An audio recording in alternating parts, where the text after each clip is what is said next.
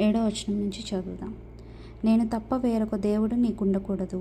పైనున్న ఆకాశం అందే కానీ, క్రిందనున్న భూమి అందే కానీ, భూమి క్రిందనున్న నీళ్ళయందే కానీ యుండు దేని పోలికనైనను విగ్రహమునైనను చేసుకొనకూడదు.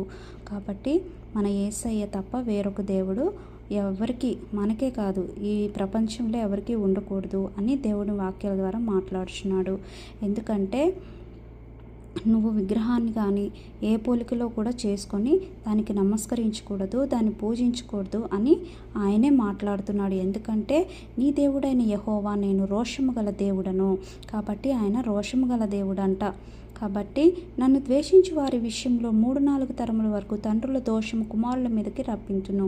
ఎవరైతే ఆయన ద్వేషిస్తారో, ఎవరైతే ఆయన్ని దూషిస్తారో, ఎవరైతే ఆయన నమ్మకుండా ఇంకా ఆయన్ని దుఃఖపరుస్తున్నారో వారి పట్ల ఆయన మాట్లాడుతున్నాడు. 3-4 తరముల వరకు వారి దోషాలను వాళ్ళ బిడ్డల ఒళ్ళో వేస్తాడు. కాబట్టి నన్ను ప్రేమించిన ఆజ్ఞ గైకొను వారిని 1000 తరముల వరకు కరుణించేవాడనై ఉన్నానంటున్నాడు. కాబట్టి దేవుని పిల్లలైన ప్రతి ఒక్కరూ ఆయన ప్రేమించి ఆయన ఆజ్ఞలను గైకొనాలి.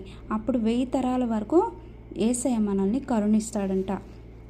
కాబట్టి ఇదేదో బెదిరిస్తున్నట్టు బలవంతంగా దేవుని నమ్ముకోండి, బలవంతంగా నేను తప్ప వేరొక దేవుడు నీకు ఉండకూడదు అని అంటున్నాడని అనుకోకండి. ఎందుకంటే నీవు దేవుని వాక్యం చదివిన ఎడల నీకు జ్ఞానము అనేది వస్తుంది.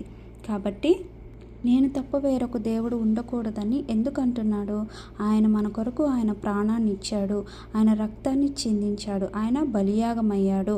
మన కొరకు ఎవరు చనిపోలేదండి. మన కొరకంటే మన పాపముల కొరకు, మనం చేసిన తప్పుల కొరకు ఎవరు వారి బలి అవ్వలేదు. కాబట్టి ఆయన మన కోసం బలియాగమయ్యాడు. కాబట్టి మనము విగ్రహాలను కానీ ఏది చేసుకోకూడదు అని ఆయన వాక్యాల ద్వారా మాట్లాడుతున్నాడు. అలాగే సూర్యుని కానీ, ఆకాశంలో వచ్చే చంద్రుని కానీ దేన్ని మొక్కకూడదు. అవన్నీ ఆయన చేతికి పనులు. కాబట్టి సజీవము గల దేవుడు మన దేవుడు, యుగ యుగములకు ఆయన దేవుడై ఉన్నాడు. కాబట్టి అటువంటి దేవుడిని ప్రతి ఒక్కరూ అంగీకరించాలని దేవుని నామంలో కోరుకొనుచున్నాను.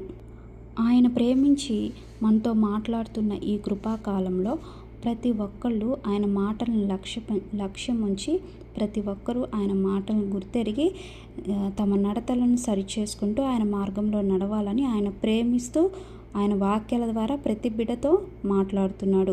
ప్రతి ఒక్కరూ నిర్లక్ష్యము చేయక ప్రతి ఒక్కరూ అంగీకరించాలని ఆయన వాక్యాన్ని